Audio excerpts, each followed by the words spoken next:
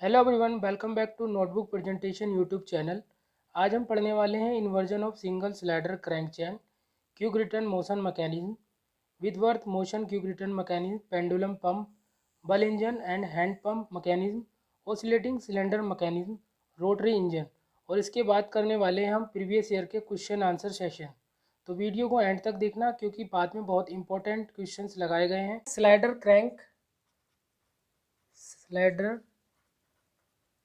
Crank चैन के इन्वर्जन्स। पहला inversion तो हमारा सिंपल वही होता है, स्लाइडर क्रैंक मैकेनिज्म।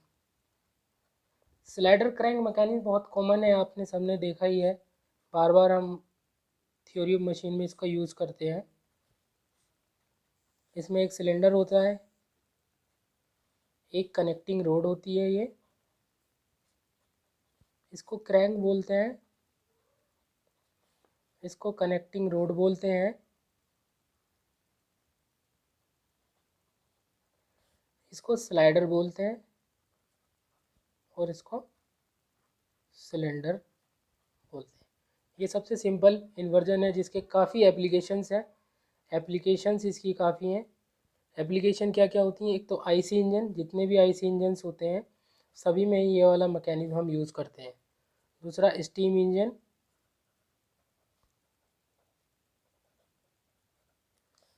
तीसरा है रेसिप्रोकेटिंग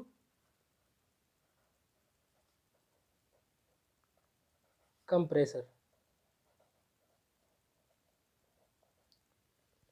दूसरा इन्वर्जन है हमारे पास बुल इंजन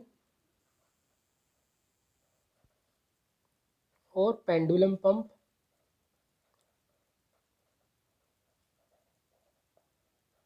या फिर एक नाम और होता है इसका, हैंड पंप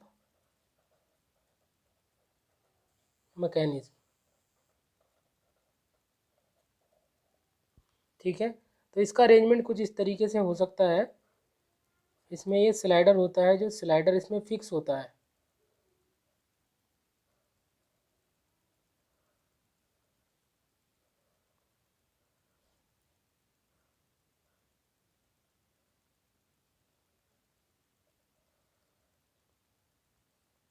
इसमें ये इसकी क्रैंक है, ये कनेक्टिंग रोड और ये इसमें स्लाइडर फिक्स है।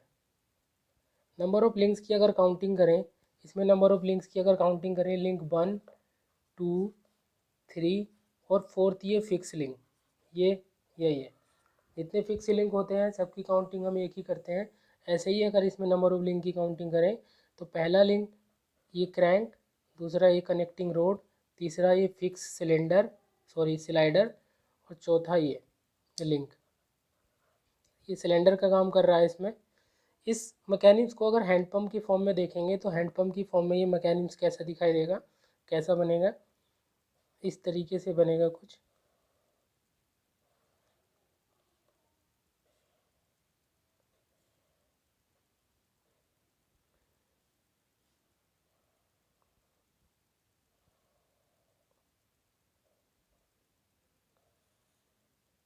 ये फिक्स है, ये पूरा सिलेंडर फिक्स है, यहाँ पर एक प्लंजर होता है।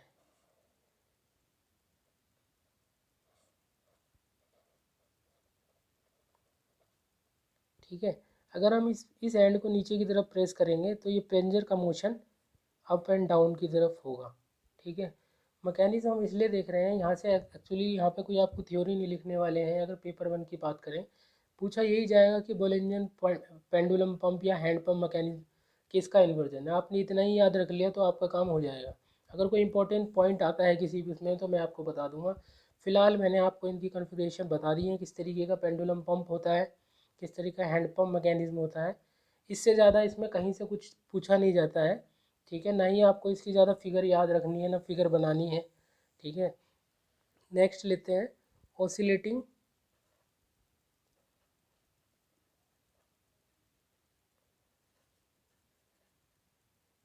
Cylinder engine. Oscillating cylinder engine कैसे होता है, इसमें जो सिलेंडर होता है वो ऑसिलेट करता है। कैसे करता है इसको देखते हैं, बनाते हैं इसको।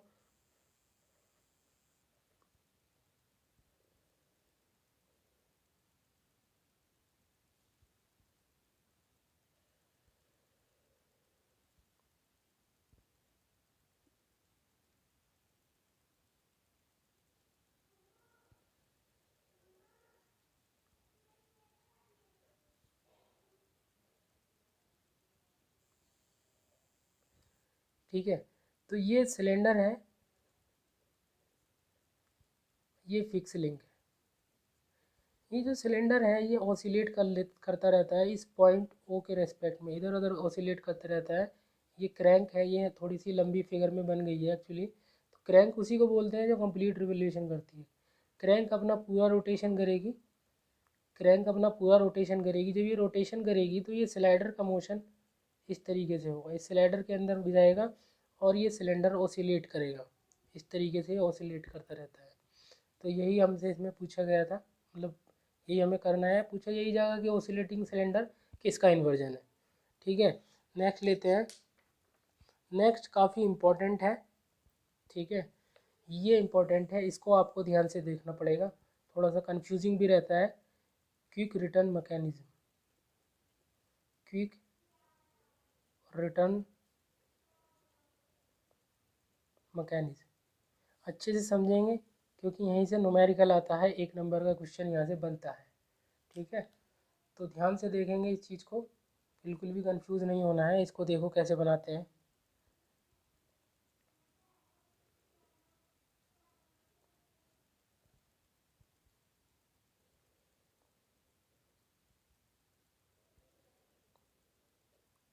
इसमें एक फिक्स लिंक होता है, ये फिक्स लिंक कपलर होता है, जो हमारा लिंक में कपलर, कनेक्टिंग रोड को ही हम कपलर बोलते हैं।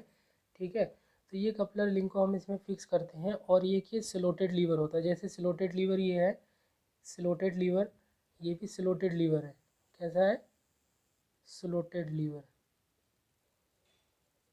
और इसमें बीच में एक स्लाइडर होता है हमारा, इस तरीके से ये स्लाइडर है और ये इसकी क्रैंक है।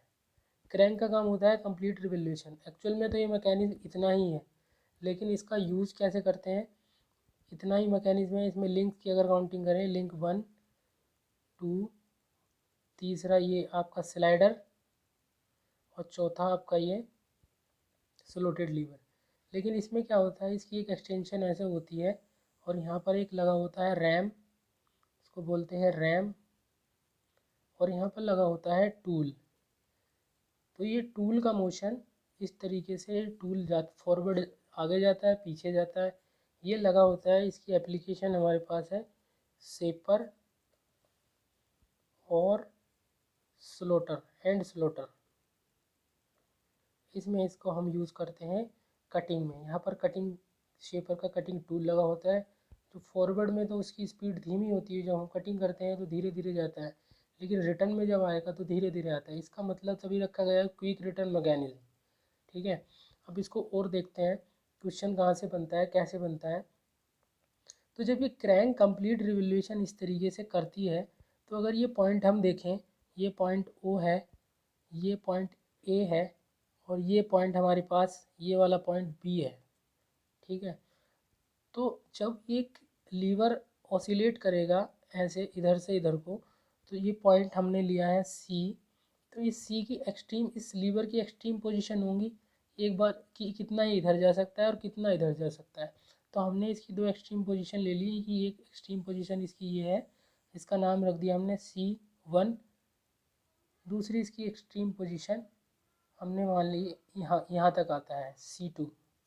ठीक है, इस लाइन को हमने इसकी एक्सट्रीम पोजीशन को ऐसे मिला दिया और ऐसे यहाँ पे मिला दिया। ठीक है, और ये जो हमारे पास क्रैंक है, ये क्रैंक का रोटेशन इस तरीके से पूरा रोटेशन करेगा, एक रोटेशन। तो यहाँ पर क्या करता है, ये जो सर्किल है क्रैंक का सर्किल, क्रैंक का रोटेशन का सर्किल, इस एक्सट्रीम लाइन पर यहाँ पर एक टेंजेंट हम डाल देते हैं, एक टेंजेंट यहाँ डाल देते हैं। तो यहाँ पर जो पॉइंट है ये बी, बी की एक पोजीशन बी वन यहाँ होगी और दूसरी बी2 यहाँ होगी, यानी कि बी अगर क्रैंक रोटेट करती है तो किसी टाइम पर बी पॉइंट यहाँ पर होगा, फिर क्रैंक रोटेट करती हुई यहाँ पे आएगी, यहाँ पे आ जाएगी बी2 पर, फिर नीचे घूमेगी, फिर यहाँ आ जाएगी। तो ये दो एक्सट्रीम पोजीशन है। तो ये वाला जो एंगल आपको दिखाई दे रहा है, ये वाला एंगल, ये एंगल अल्फ़ा होता है, और ये एंगल हमारा नीचे वाला एंगल ये बीटा एंगल होता है। ठीक है, तो इसमें पूछा जाता है क्वेश्चन में कि टाइम ऑफ कटिंग स्ट्रोक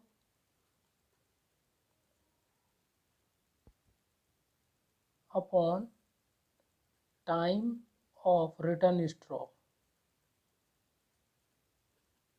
का रेशियो कितना है। ठीक है, तो कटिंग स्ट्रोक में जो एंगल कवर हो रहा है वो हो रहा है अल्फ़ा, और रिटर्न में कितना हो रहा है बीटा। ठीक है, तो ये एंगल निकाल के हम ये रेशियो निकाल सकते हैं, ये रेशियो ही पूछा जाता है। इसको ऐसे भी लिख सकते हैं अल्फ़ा 360 माइनस अल्फ़ा। ठीक है, इस डायरेक्शन को बोलते हैं कटिंग स्ट्रोक या फिर फॉरवर्ड डायरेक्शन या फॉरवर्ड स्ट्रोक, इसको बोलते हैं रिटर्न स्ट्रोक। ठीक है, अब यहाँ से क्वेश्चन जब बनता है तो एक क्वेश्चन हम देख लेते हैं, इस तरीके का क्वेश्चन बनता है। ठीक है, एक क्वेश्चन दिया हुआ है इस तरीके से,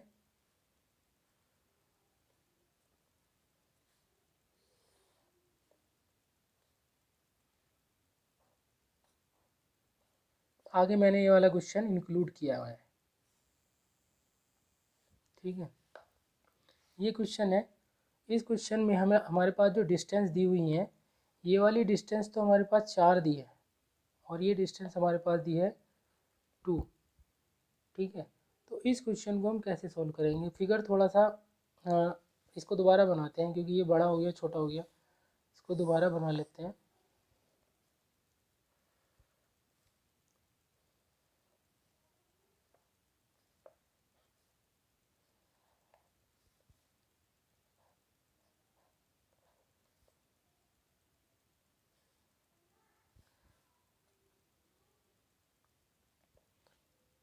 ये 4 है, ये 2 है। तो हमसे इसमें पूछा गया है कि time of cutting stroke upon time of return stroke, ये रेशियो कितना है। तो इसको पता लगाने के लिए पहले हम इसकी दो एक्सट्रीम पोजीशन बना लेते हैं। ये एक एक्सट्रीम पोजीशन ये है, इस पॉइंट को हमने नाम दे दिया ओ, इसको नाम दे दिया हमने पीछे क्या दिया था, इसको नाम ए, इसको दिया था बी। तो इसकी एक्सट्रीम पोजीशन कैसी होगी, एक तो ये आ गई, तो ये घूमता हुआ यहाँ पर आएगा, हम यहाँ मान लेते हैं कि ये ऐसे करके घूमता हुआ यहाँ पर आएगा B1। ऐसे ही इसकी एक्सट्रीम पोजीशन इधर जाकर भी यहाँ पर कहीं पर, यहाँ पर ये B2। ठीक है, तो यहाँ पर इस क्रैंक का अगर सर्किल ड्रॉ करेंगे तो इसका क्रैंक का सर्किल ऐसे करके यहाँ से इसमें आएगा। ठीक है, तो ये जो पॉइंट है, ये बी पॉइंट यहाँ पर आ जाएगा रोटेट करता हुआ।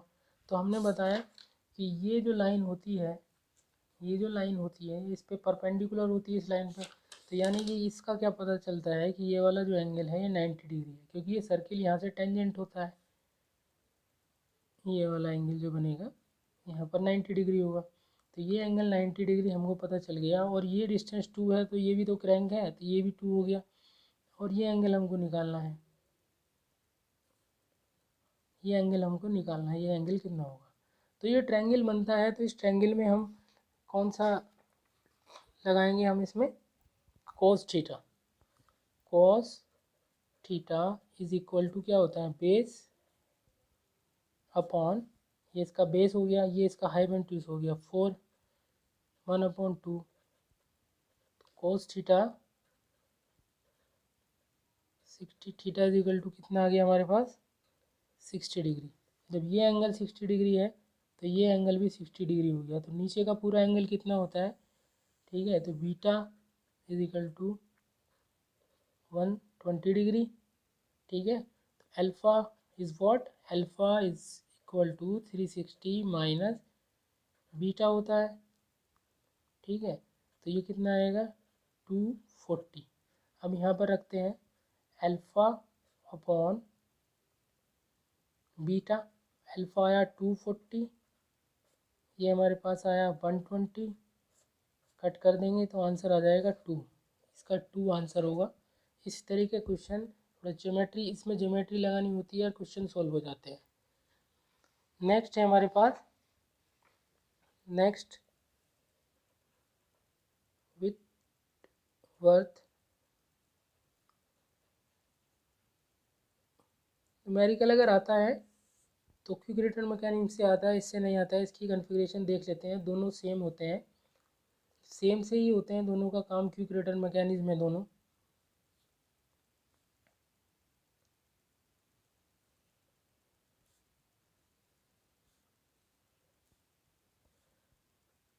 इसमें ये स्लाइडर है, यहाँ पर ये लिंक 1 2 3, ये स्लाइडर और चौथा ये स्लोटेड लीवर। ठीक है, ये मैकेनिज्म इस तरीके से होता है। ये क्रैंक पूरा रोटेशन करता है और ये वाला पॉइंट यहाँ पर हिंज होता है, और इसका मोशन कैसा होगा इस पॉइंट के अबाउट, इस तरीके से ये भी पूरा रोटेशन घूम जाता है। और यहाँ पर लगा होता है इस तरीके से रैम, ये रैम है और यहाँ पर है टूल। ठीक है, तो यहाँ से क्वेश्चन अगर आता है तो यही आएगा कि विथवर्थ क्विक रिटर्न मैकेनिज्म किसका इन्वर्जन है। एक क्वेश्चन ये भी पूछा गया था कि उसमें फिक्स किसको करते हैं, तो इसमें भी हम किसको करते हैं, कपलर को फिक्स करते हैं। यूज़ कहाँ पर है, शेपर एंड स्लोटर। नेक्स्ट है रोटरी इंजन। यहाँ से कोई ज़्यादा बड़ा क्वेश्चन नहीं बनता है, क्वेश्चन यही बनता है कि रोटरी इंजन किसका इन्वर्जन है। तो ये सिंगल स्लाइडर क्रैंक चैन का इन्वर्जन है। और एक क्वेश्चन और पूछा जाता है कि रोटरी इंजन में कितने सिलेंडर्स, तो ऐसी कंडीशन में 7 उसका राइट आंसर होगा। मैंने कई बुक्स में सर्च किया है तो उसका राइट आंसर होगा। ठीक है, अब इसके बाद करते हैं प्रीवियस ईयर इंपॉर्टेंट क्वेश्चन का ये सेशन लगाते हैं। Quick return motion mechanism is a inversion of, तो ये किसका इन्वर्जन होता है, ये इन्वर्जन होता है, हमने आपको बताया था सिंगल स्लाइडर क्रैंक चैन का इन्वर्जन होता है। उसके बाद नेक्स्ट क्वेश्चन लेते हैं। Slider crank mechanism is a 4 bar linkage consisting of, slider crank mechanism में 3 टर्निंग पेयर्स होते हैं और एक स्लाइडिंग पेयर होता है। ये हमने आपको बताया था लास्ट लेक्चर में, 3 टर्निंग पेयर 1 स्लाइडिंग पेयर। तो इसका आंसर नंबर सी सही होगा।